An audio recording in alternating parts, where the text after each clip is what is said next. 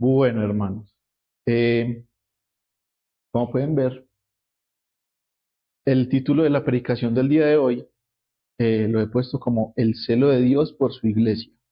Y vamos a ver la sección de Hechos 5, del 1 al 11.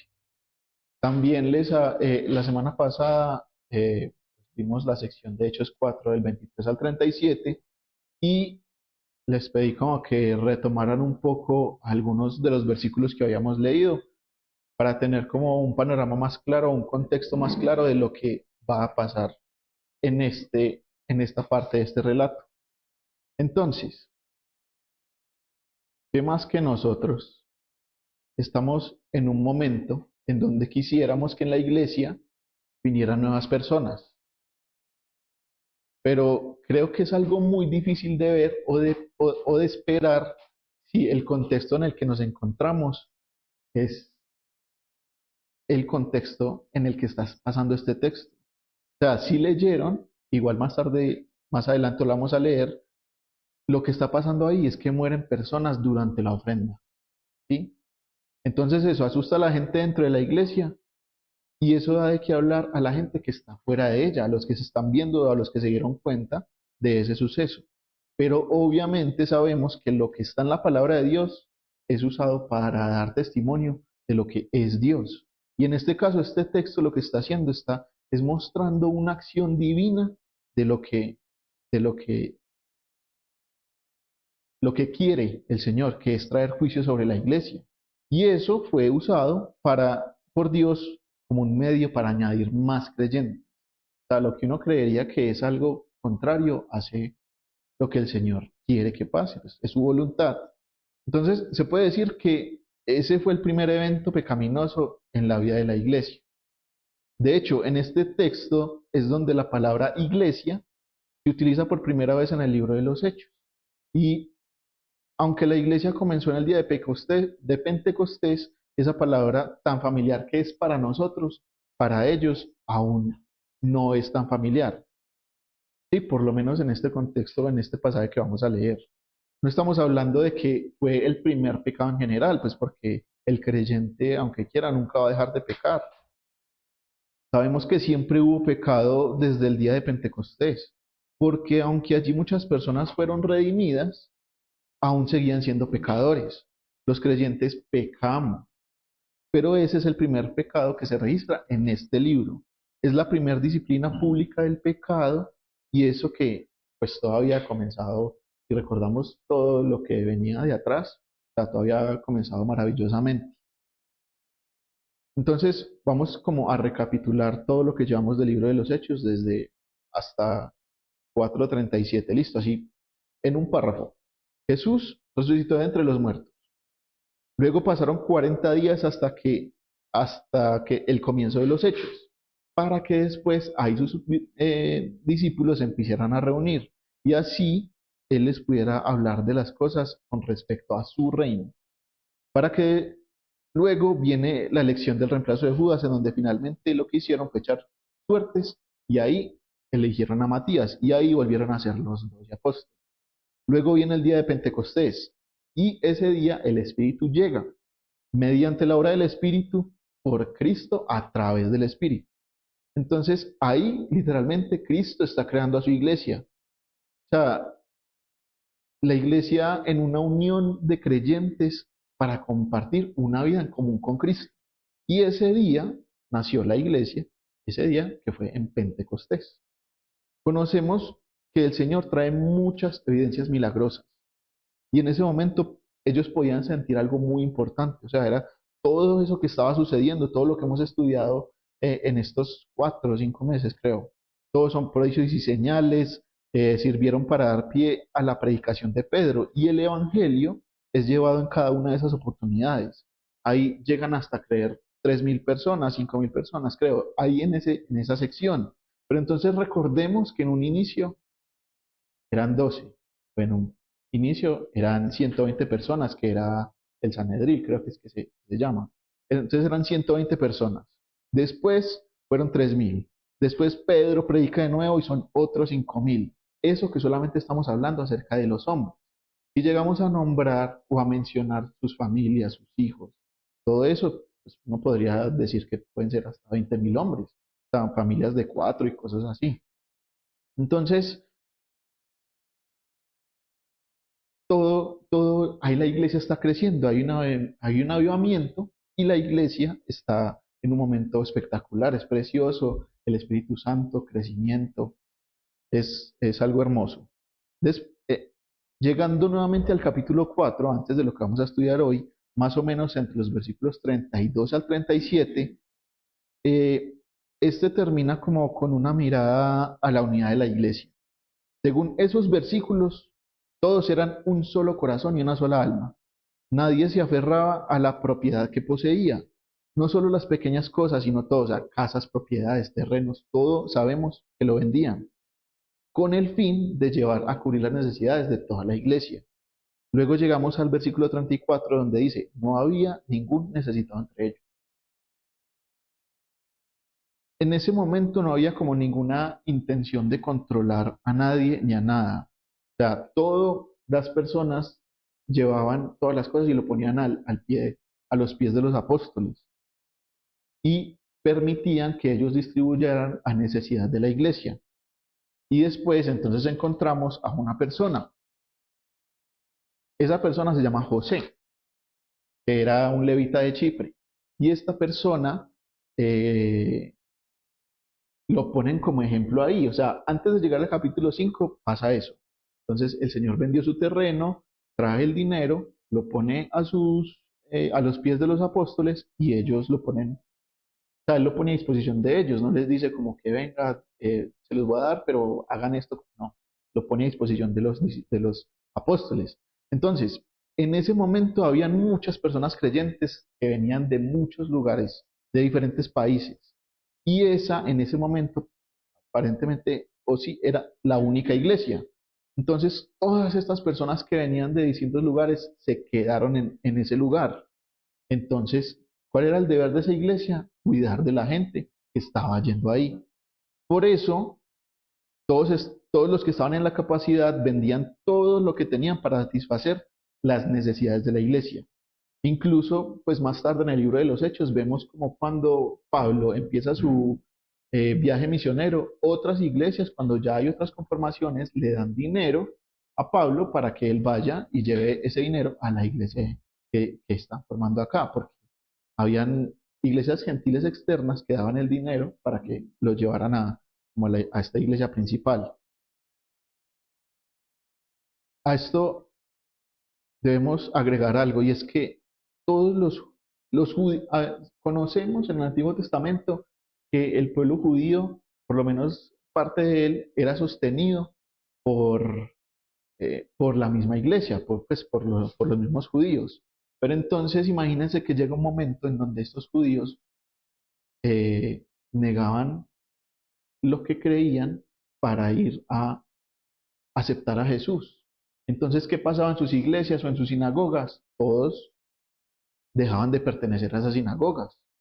Entonces, ahí iniciaría como algún tipo de persecución, porque eh, muchas personas que estaban dentro del mismo pueblo se contrataban entre ellas mismas, había trabajo, había sostenimiento de las sinagogas, como decía, tenían sus familias, tenían sus herencias, pero iba a llegar un momento en donde todo eso, por haber renunciado a su fe judía y haber aceptado a Cristo, todo eso ya eran cosas de las que no podían, ya no iban a pertenecer a ellos. Entonces, por eso la iglesia de Jesucristo los tenía que empezar a sostener. Entonces ahí llegamos al final del capítulo 4. Es algo precioso, es absolutamente maravilloso, es la obra de Dios siendo predicada, la gente se está convirtiendo, hay unidad en la iglesia, para así luego pasar al inicio del capítulo 5. Entonces, aquí, si quieren, pueden leer en sus Biblias, ya saben, Hechos 5, del 1 al 11. Lo voy a leer en Nueva Biblia de las Américas, aquí va a estar proyectado, o si quieren, lo pueden leer ahí en sus versiones. ¿Listo? Entonces, vamos a leer. Dice así: Pero cierto hombre, versículo 1, pero cierto hombre, llamado Ananías, con Zafira su mujer, vendió una propiedad y se quedó con parte del precio sabiéndolo también su mujer, y trayendo la otra parte, la puso a los pies de los apóstoles. Pero Pedro dijo: Ananías, ¿por qué ha llenado Satanás tu corazón para mentir al Espíritu Santo y quedarte con parte del precio del terreno? Mientras estaba sin venderse, no te pertenecía, y después de vendida, no estaba bajo tu poder. ¿Por qué concebiste este asunto en tu corazón? No has mentido a los hombres, sino a Dios. Versículo 5. Al oír Ananías estas palabras, cayó y expiró. Y vino un gran temor sobre todos los que supieron. Entonces los jóvenes se levantaron y lo cubrieron, y sacándolo le dieron sepultura. Como 3 horas después entró su mujer, no sabiendo lo que había sucedido. Y Pedro le preguntó: Dime, ¿vendieron el terreno en tal precio? Sí, ese fue el precio, dijo ella. Entonces Pedro le dijo: ¿Por qué se pusieron de acuerdo para poner a prueba al Espíritu del Señor? Mira, los pies de los hombres que sepultaron a tu marido están a la puerta y te sacarán también a ti. Versículo 10. Al instante ella cayó a los pies de él y expiró. Al entrar los jóvenes, la hallaron muerta, y entonces la sacaron y le dieron sepultura junto a su marido. Y vino un gran temor sobre toda la iglesia y sobre todo los que supieron estas cosas. Entonces, en la introducción veíamos la obra maravillosa de Dios y todos los frutos que había generado. Pero luego tenemos este relato de la iglesia primitiva. Este es un pecado que naturalmente la iglesia siempre tendrá que reconocer, el pecado de la hipocresía. Pero en este caso, en este contexto, no vamos a generalizar. Estamos hablando acerca de la hipocresía religiosa. En este caso es descarado, es devastador y es mostrado por el Señor, que es quien lo expone, ¿cierto? O sea, yo no sé si tenemos experiencia con la hipocresía. Pues me imagino todos conocemos a uno que otro que es hipócrita, o pues eso creemos pensar, porque nosotros obviamente ninguno de nosotros es un hipócrita. Entonces, sabemos que normalmente no es algo de lo que se habla así como tan libremente, sea en la iglesia o sea en el mundo secular. Hablando internamente en la iglesia de hipocresía religiosa, hipocresía entre creyentes, o hablando externamente, hablando entre familias, entre amigos. O sea, algo de lo que mucha gente no quiere hablar. Es algo que se mantiene durante el tiempo. Y hay algunos casos en los que hasta se podría decir que nunca nos vamos a enterar de esa hipocresía. La gente puede morir como hipócrita. Los pecados de hombres, de algunos hombres, según lo dice la palabra, nos van a seguir, pero los de otros no. El tiempo y la verdad van de la mano, pero en algunas ocasiones la hipocresía se maneja tan bien, que, que pasa desapercibida y ni nos enteramos. O sea, hasta nos podríamos estar engañando a nosotros mismos, cosas que más en la hipocresía religiosa. Entonces, de pronto me adelanto, pero en las aplicaciones vamos a ver un poco más acerca de ese tema. Entonces, en este caso podríamos llamar de una manera un poco específica un texto en el que Pablo dice que un poco de levadura leuda toda la masa. Y se puede hacer referencia para este pecado, así como para cualquier otro pecado. Pero la hipocresía, vamos a hablar de este contexto, que es la hipocresía religiosa, para mostrar las consecuencias que este puede traer en la vida de la iglesia. A ver, el Señor es quien expone este pecado y eso nos hace conscientes de la presencia de este pecado. Nos muestra cómo Él, cómo Dios se siente al respecto. Y es lo que hace es ejecutar frente a toda la gente de la iglesia, a este par de hipócritas, que son Ananías y Zafira. Entonces, la hipocresía es algo oculto, que es algo peor. O sea, lo decíamos, perdón, lo decíamos mi esposa y yo en otros contextos donde cuando enseñábamos a jóvenes que todo lo que hagan en lo oculto, pues por lo general es algo que está mal, es pecado, ¿sí?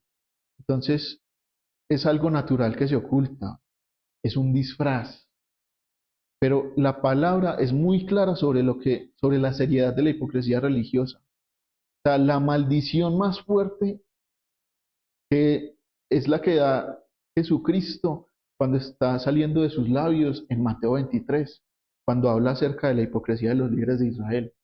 No lo tengo acá, pero lo invito a que lo lean si de pronto no lo recuerdan, cuando habla acerca de manada de víboras.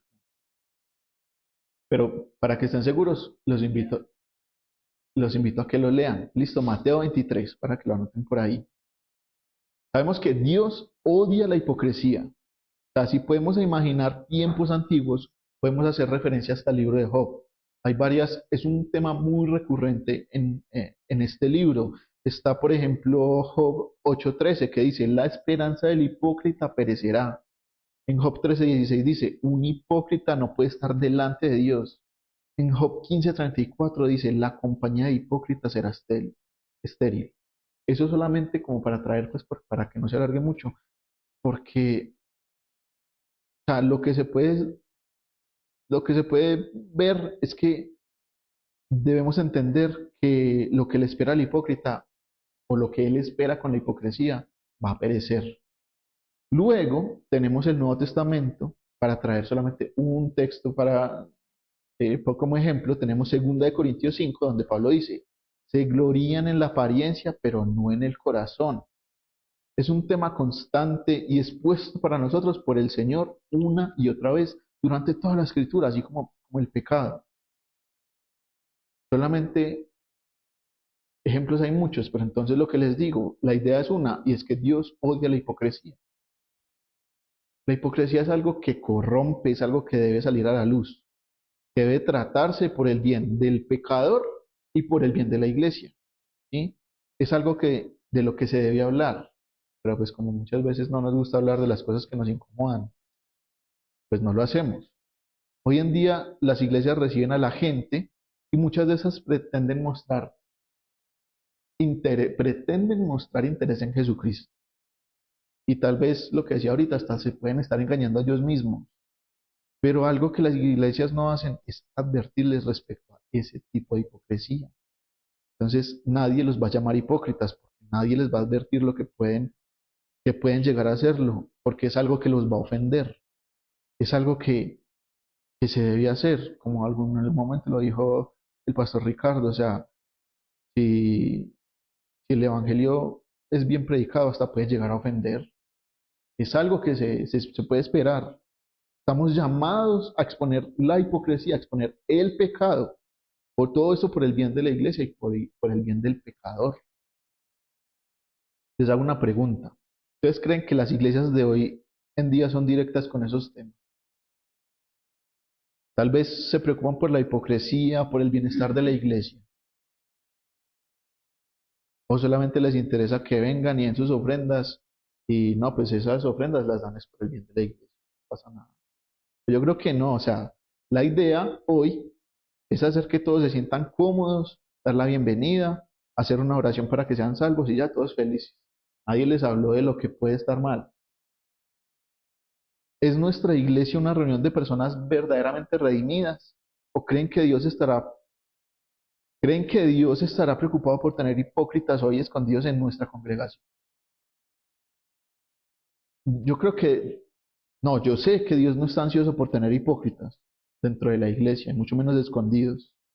Eso, como dice nuestro Señor Jesucristo, eso es obra de Satanás.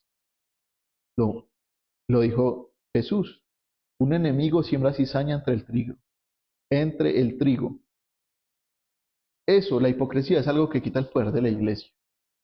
Eso corrompe la unidad de la iglesia, daña el testimonio, confunde al mundo, porque nuevamente es algo oculto, es un disfraz.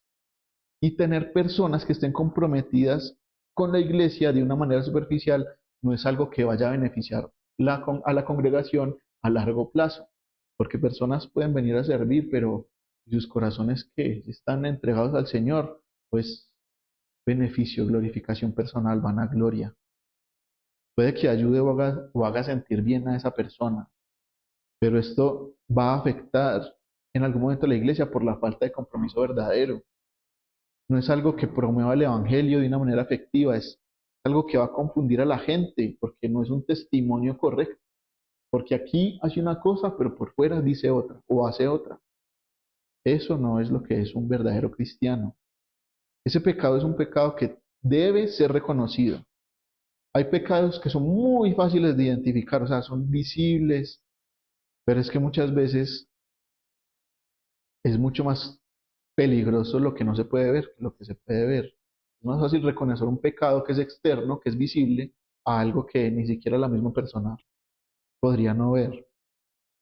Ese es el tipo de cosas que absorben el poder y el testimonio de la iglesia. Eh, con, con esta introducción vamos a dar paso a la división del texto. Esto fue como una visión general de lo que vamos a estudiar hoy. Y ahora nos vamos a enfocar en cuatro divisiones o cuatro secciones que he traído. ¿Sí? Entonces está la doble vida espiritual, está la identificación de la corrupción, está el juicio inmediato y está la limpieza de la iglesia. ¿Listo? Entonces, para ver la primera parte, la primera sección, vamos a dirigirnos nuevamente al texto y vamos a leer los versículos 1 y 2. Dice así: pero cierto hombre llamado Ananías, con Zafira su mujer, vendió una propiedad y se quedó con parte del precio, sabiéndolo también su mujer, y trayendo la otra parte, la puso a los pies de los apóstoles. Hay un término que nos gusta mucho a mí, que son los pelos de Dios. Por lo general son hermosos.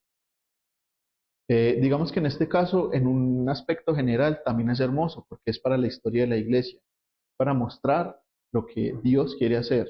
Pero yo creo que para estas dos personas no va a ser tan hermoso.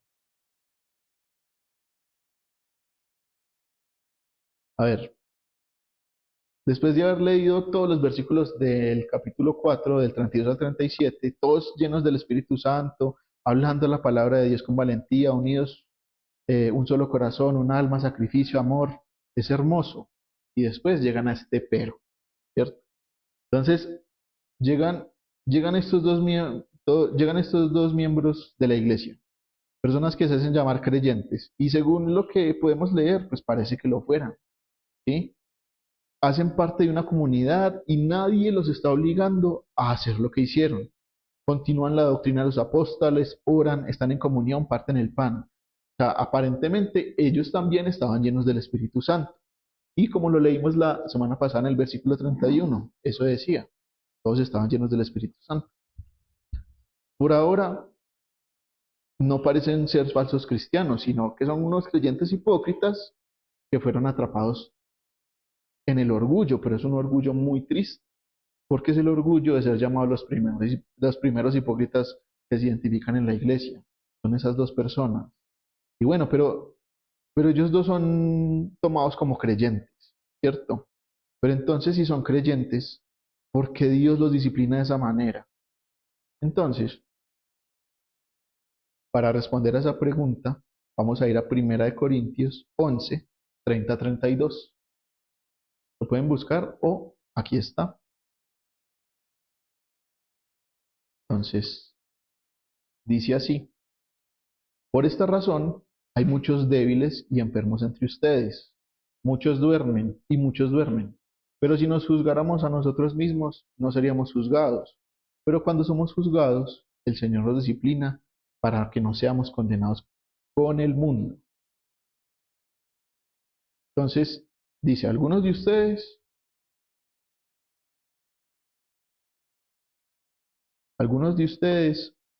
son débiles y algunos de ustedes están enfermos. Algunos de ustedes que duermen. Ellos están muertos debido a cómo profanan la mesa del Señor. Esos algunos de ustedes son muy complicados cuando es algo entre creyentes. Primera de Juan 5:16 dice, hay un pecado que lleva a la muerte. Y en este caso, en este tipo de situación, hay un pecado, que es una pretensión hipócrita. Entonces, esto comienza a aparecer en el versículo 2. Entonces van a vender ese terreno y tienen un precio, pero cuando vienen entregan un precio distinto, como para no darlo todo, pues por si de pronto necesitan algo, les hace falta algo, quién sabe. Ambas personas están de acuerdo con eso. Trajeron el resto de la iglesia y declararon públicamente que iban a darlo todo, como lo estaba haciendo todo el resto de personas. Eso es lo que entendemos cuando leemos este contexto del relato. Pero todo lo que dicen Ananías y Zafira es como una completa pretensión. Son como los fariseos en Mateo 6, o sea, no toques trompeta delante de ti, como hacen los hipócritas en las sinagogas y en las calles, para ser alabados por los hombres. O sea, ellos lo que querían era tal vez ser vistos. Igual ellos van, venden el terreno como el resto y luego van y ponen no toda la cantidad, sino que sacan su tajadita y ponen el resto, y queriendo parecer que lo estaban dando todo.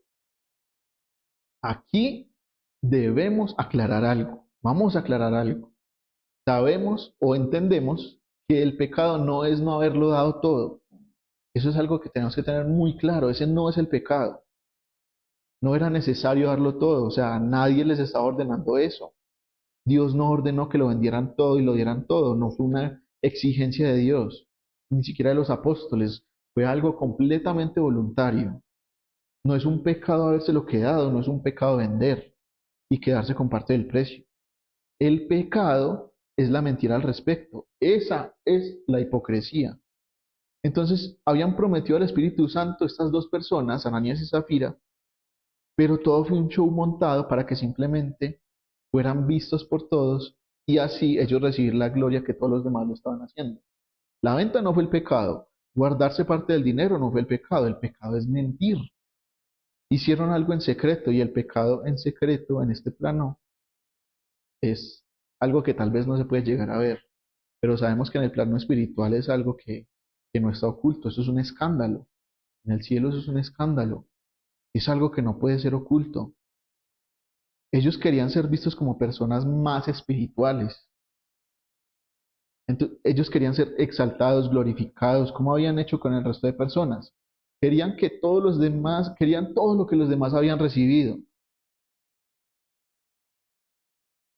Ese reconocimiento, pero no estuvieron dispuestos a renunciar a todo, solo querían aparentar haberlo hecho. Ese es un deseo pecaminoso y eso es algo que alimenta nuestra carne, en este caso la carne de ellos. Es el inicio de todo, encontraron la manera de hacerlo y creer que se iban a salir con las suyas. La mentira fue la forma, el pecado fue la hipocresía. Es algo repugnante y querían aparentar algo que no son, hacer algo que no estaban haciendo realmente, dando algo que no estaban dando de verdad. Entonces, de esta manera es como inició la persecución interna de la iglesia, porque Satanás ya lo había intentado de manera externa, solo que en vez de hundirla, lo que hizo fue extender a la iglesia. Sabemos cómo todos los líderes judíos estaban detrás después de Pentecostés, cómo iban detrás de ellos acusándolos y lo que hicieron fue empezar a crecer la iglesia. Es algo que no, externamente Satanás no logró. Todos esos intentos de Satanás lo que habían logrado era hacer florecer a la iglesia. Por eso este es un nuevo ataque. Todo ha sido contraproducente hasta ahora. Así que esta vez lo hace de nuevo y lo seguirá haciendo porque nosotros ya tenemos un panorama más completo acerca de la historia de la iglesia, pero también entendemos con ese panorama que una iglesia perseguida es una iglesia purificada y una iglesia purificada es poderosa y es una iglesia que crece. Entonces aquí comienza a intentar a corromper a la iglesia, pero desde adentro. El pecado es algo que Dios odia. Y en este caso hablamos de la hipocresía. Y claramente todo va a ir más allá si es algo entre creyentes, entre hermanos. O sea, reitero, no está mal no dar todo lo que tenemos. No está mal aferrarse de nuestras propiedades.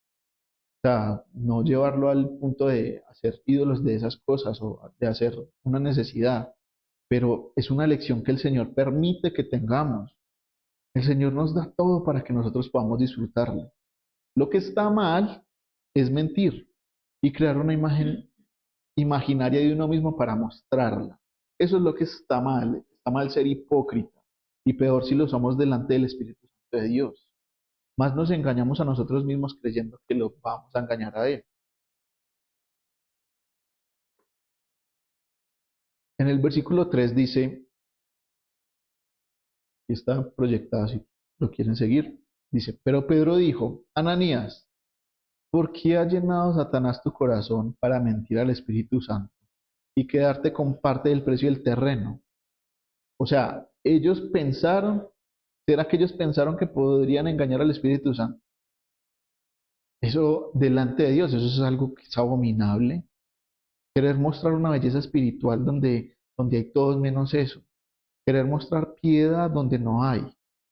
Pero pues lastimosamente es algo que sucede dentro de la iglesia la gran parte del tiempo. Eso es algo que siempre ha existido. Y este es el primer pecado que se registra en la vida de la iglesia. Necesitamos conocer y entender la actitud de Dios hacia este pecado. Y para eso tenemos este relato, porque es que es útil para nosotros conocer que es algo que está en la iglesia. Es algo de lo que todos podemos ser víctimas o victimarios. Podemos- Nos ponemos máscaras mostrándonos como seres espirituales, pero sabemos que no lo somos. Y también necesitamos saber la actitud de Dios frente a ese pecado en la iglesia. Tantos pecadores fingiendo santidad, fingiendo piedad, fingiendo virtud. Eso no es algo que le agrada al Señor.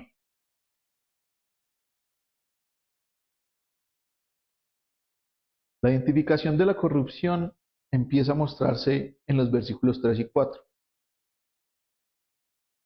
Dice, pero Pedro dijo, Ananías, ¿por qué ha llenado Satanás tu corazón para mentir al Espíritu Santo y quedarse con parte del precio del terreno?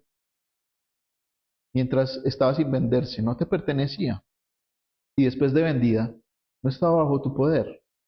¿Por qué concebiste este asunto en tu corazón? No has mentido a los hombres, sino a Dios. ¿Cómo creen ustedes que Pedro se dio cuenta de que había ahí alguna cosa rara? ¿Será que le pidió el estado de cuentas a Ananías? Vea, cuéntame, si vendí ese terreno, muéstrame la factura.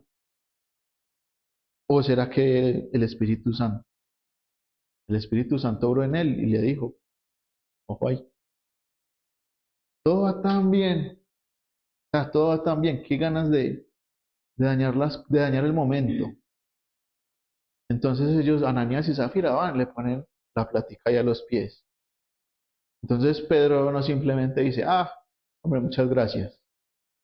Como decimos coloquialmente, muy colombianamente acá con malicia indígena. Pedro simplemente hubiera dicho, hombre, así un Pedro bien paisa. Hombre, pues muchas gracias. La iglesia está creciendo, la gente se convierte, tanto amor, tanta unidad, más dinero.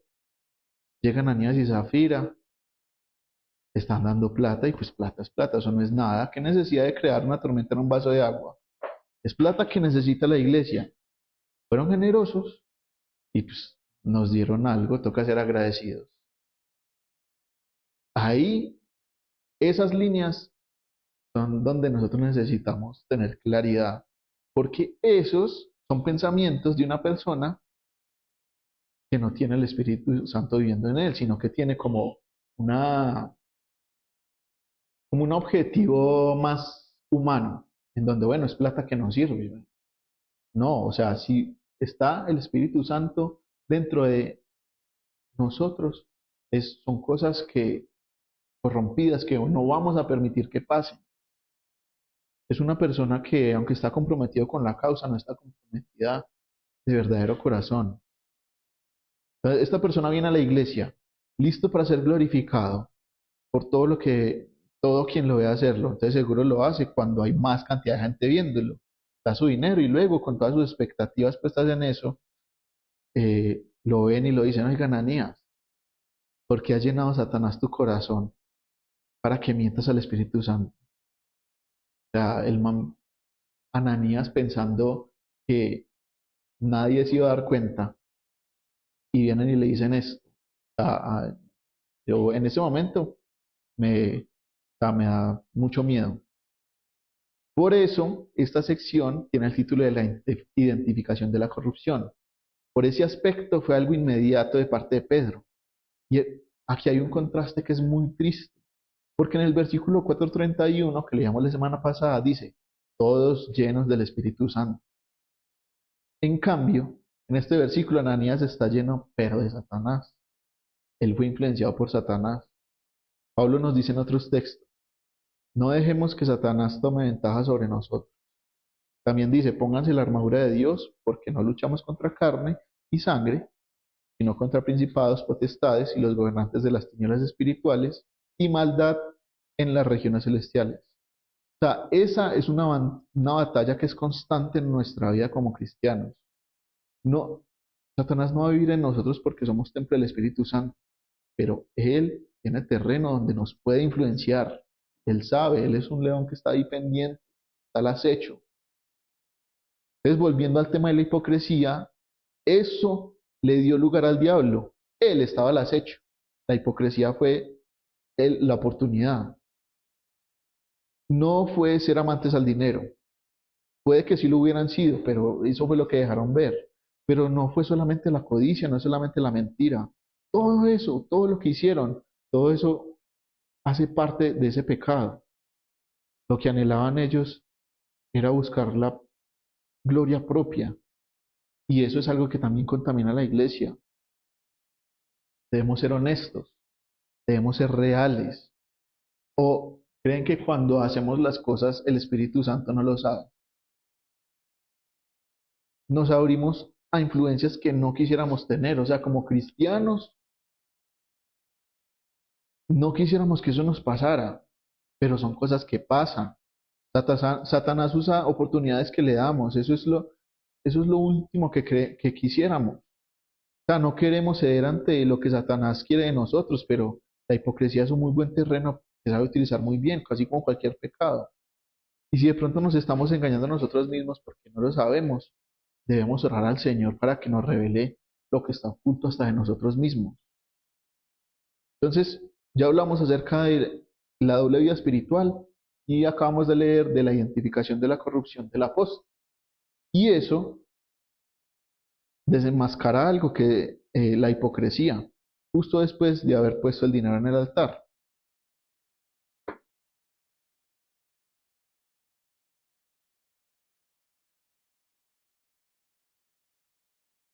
Ahora, el tercer título habla acerca del juicio inmediato. Es rápido y Dios no vacila. Es certero, es quirúrgico. Como remover el cáncer de la hipocresía de la iglesia. El juicio fue rápido, terminal. Pedro dice en el versículo 4, mientras estaba sin venderse, no te pertenecía, y después de vendida, no estaba bajo tu poder. ¿Por qué concebiste este asunto en tu corazón? No has mentido a los hombres, sino a Dios. O sea, hay tanta corrupción en esa acción que Dios respondió inmediatamente. Y, perdón, en, después de ese versículo 4, pasamos a la primera parte del versículo 5. Ahí que dice, al oír Ananías estas palabras, cayó y expiró. O sea, él murió en el acto. Apenas oyó juicio, murió, cayó y expiró. ¿Cómo? Algo que nosotros no sabemos. Solo tenemos la información que requerimos. O sea, imaginémonos a Ananías, todo arreglado y listo para que todo el mundo en la iglesia lo viera. Zafira no estaba lista porque, pues como sabemos, iba a tomarle un poquito más de tiempo, ¿cierto? Por la chica de la relación. Entonces ella no aparece durante las próximas 3 horas, más o menos lo que se tarda arreglándose. Pero él está ahí, está listo, deja el dinero y luego Pedro le dice, ¿por qué ha llenado Satanás tu corazón para que mientas al Espíritu Santo? Mentiroso, descarado, influenciado por Satanás. O sea, todo eso, él espera una gloria y le dice, y lo juzgan y todo enfrente de la iglesia. O sea, su conciencia ahí mismo le da una mala pasada. Queda tieso, no como quería. O sea, su conciencia le juega una mala pasada y empieza como el miedo, el temor. Y seguramente su corazón empezó a latir como nunca, como cuando estamos atrapados en pecado. Y en ese caso su pecado fue la hipocresía. Lo que sea que haya sucedido, no hay duda de que Ananías estaba aterrorizado y eso lo mató o Dios añadió eso. No lo sabemos y solo sabemos que se acercó buscando la gloria y quedó tieso con lo que llegó a buscar. El entierro en ese momento en Israel era algo que se tenía que hacer inmediatamente. Así que los jóvenes lo tomaron, lo envolvieron y lo pusieron en algún tipo de tela, lo sacaron, lo sepultaron Y eso es un proceso que más o menos, si uno entra a detalle, es un proceso que dura más o menos unas 3 horas. Entonces, ahí pasamos al, al versículo 7 que no está aquí, pero se los voy a leer. Dice, como 3 horas después entró su mujer, no sabiendo lo que había sucedido. Entonces, ella viene a la iglesia, luego de arreglarse, emocionada, buscando esa gloria, la gloria que su mismo compañero Ananías también estaba buscando. Y ella entra y después, como Ananías no está, ya todo el momento es para ella y ahí Pedro le pregunta. Pues ahí sí,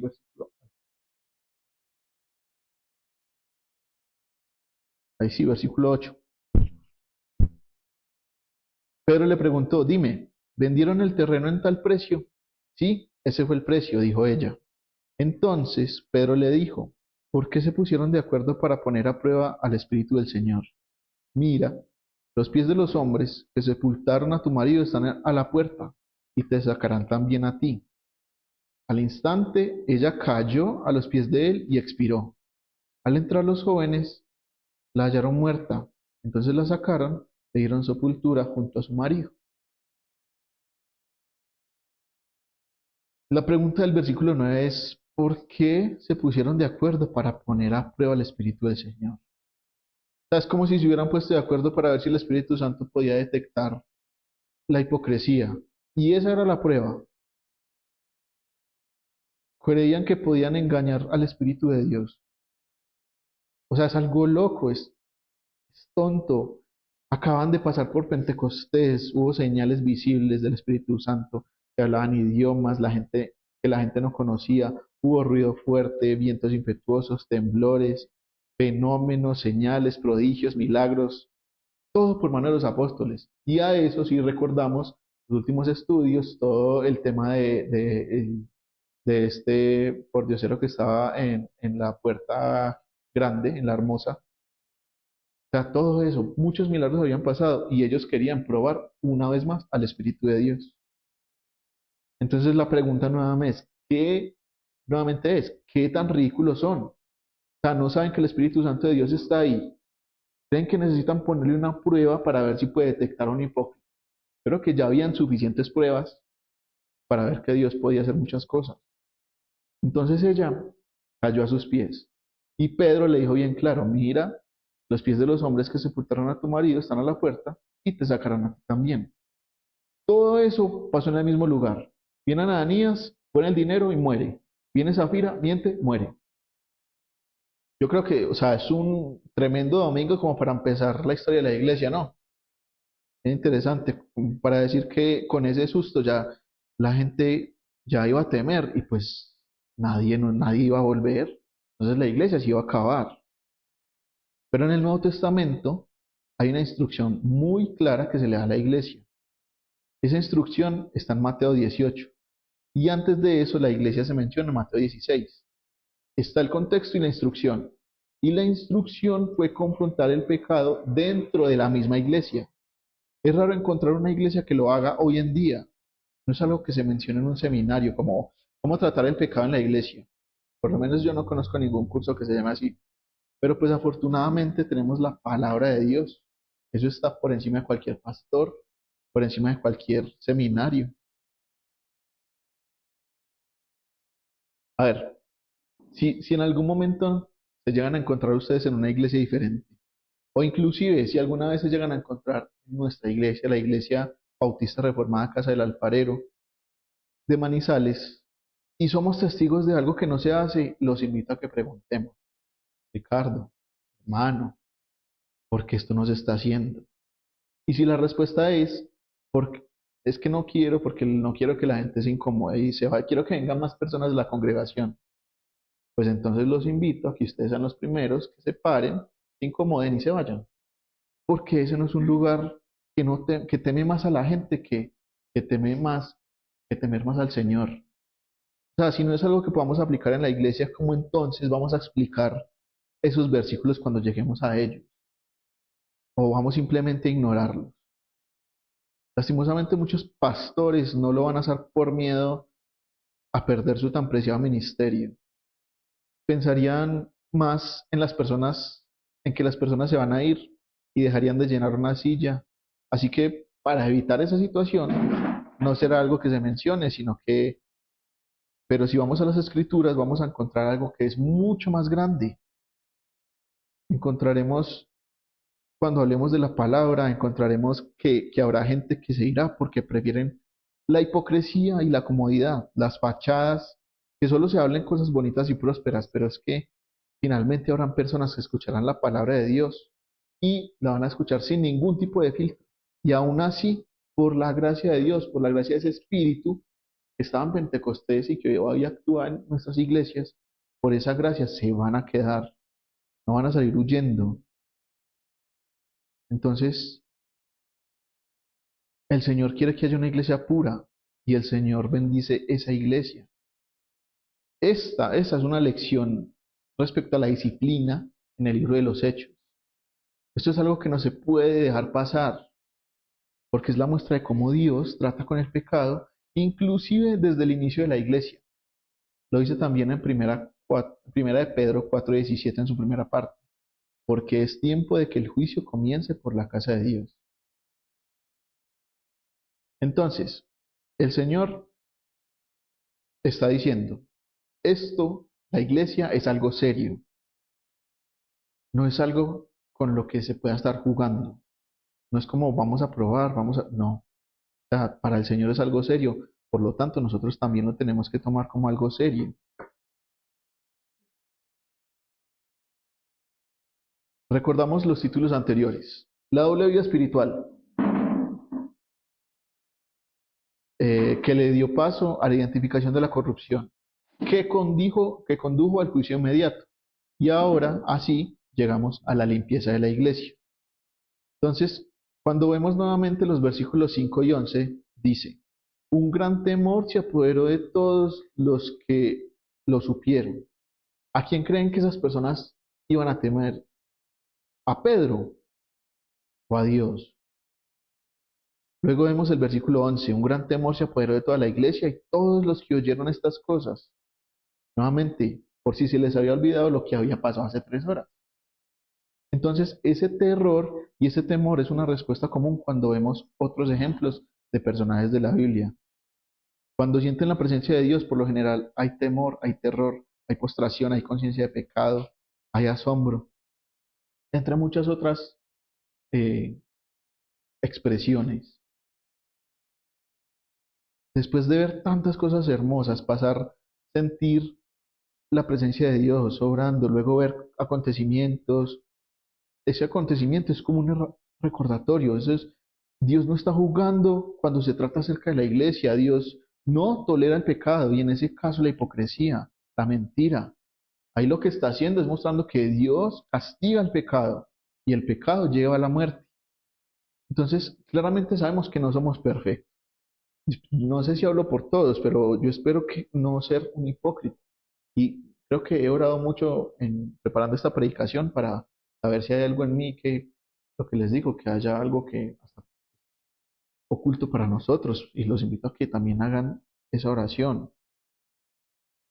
Si lo soy, pues espero que el Señor me lo revele. Pero si alguien nuevo o alguno de los que estamos aquí presentes viene y me dice, bueno, este soy yo, así soy yo espiritualmente, yo soy creyente y ya, tienen todo el beneficio de la duda. ¿Quién soy yo? ¿Quién es el pastor Ricardo para juzgar? A nosotros no podemos decir, no, usted no puede pertenecer a esta iglesia. O sea, le pido a Dios que nos dé el amor y el respeto para no juzgar a nadie. Pues hasta donde sé, yo no tengo ningún conocimiento secreto, no tengo más espiritualidad que me dio un acceso más alto al Señor. Todo lo que yo conozco de Dios hasta el día de hoy, Él me lo ha dado a través de su palabra. Así que no se preocupen cuando se acerquen a nosotros. Pues yo creo que también hablo por el pastor Ricardo. No sé, pues yo no tengo un detector de mentiras como para saber si alguien es creyente o no. Ojalá porque pues así todos creo que sería mucho más fácil para nosotros saber con quién se cuenta de verdad y con quién no. Todo lo que podemos hacer es orar para que revele las verdaderas intenciones de los que quieren integrarse a la iglesia y que sea Él quien revele los verdaderos hipócritas por el bien de ellos y por el bien de las iglesias. Esa es la limpieza de la que habla esta sección. El Señor, Dios, Él no se queda sin hacer nada. ¿Y nosotros por qué deberíamos hacerlo? Si nuestro hermano peca, vamos a Él.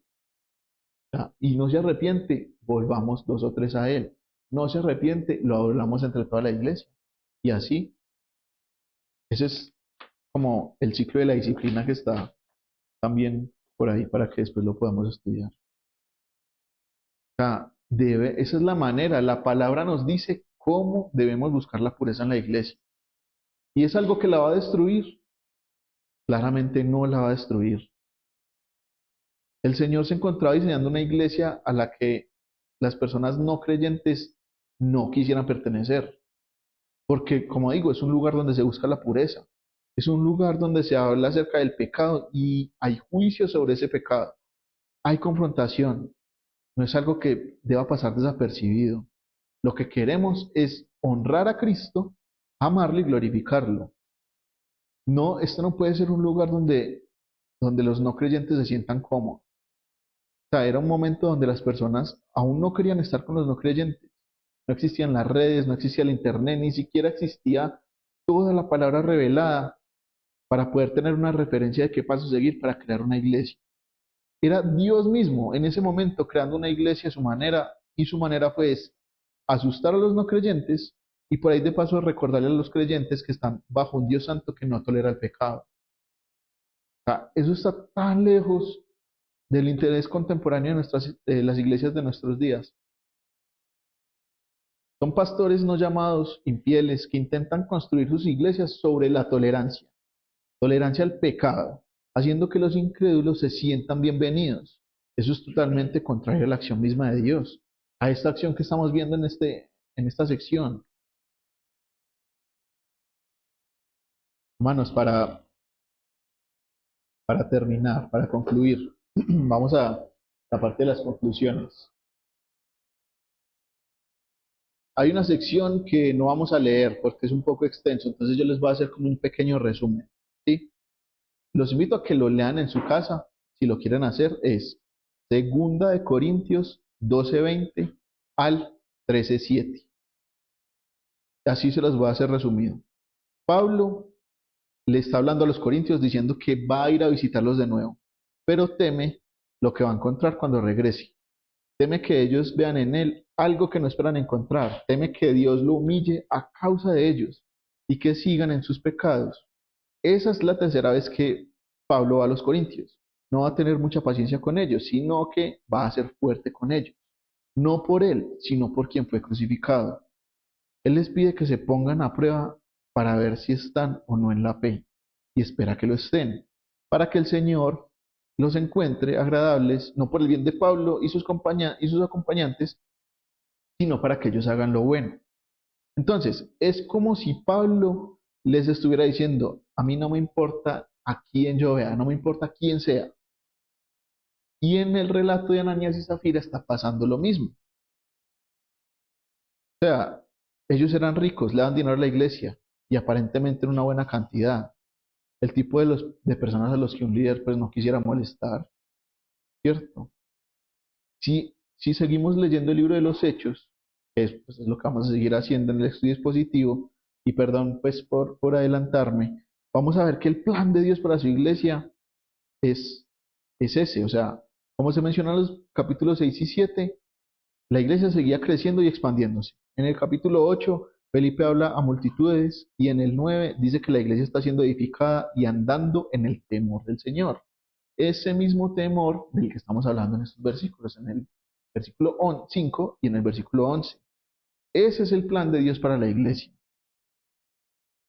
Pablo en 2 de Corintios 11, del 1 al 2 dice, ojalá que me soportaran un poco de insensatez, y en verdad me soportan, porque celoso estoy de ustedes, con celo de Dios, pues los desposé a un esposo para presentarlos como virgen pura a Cristo.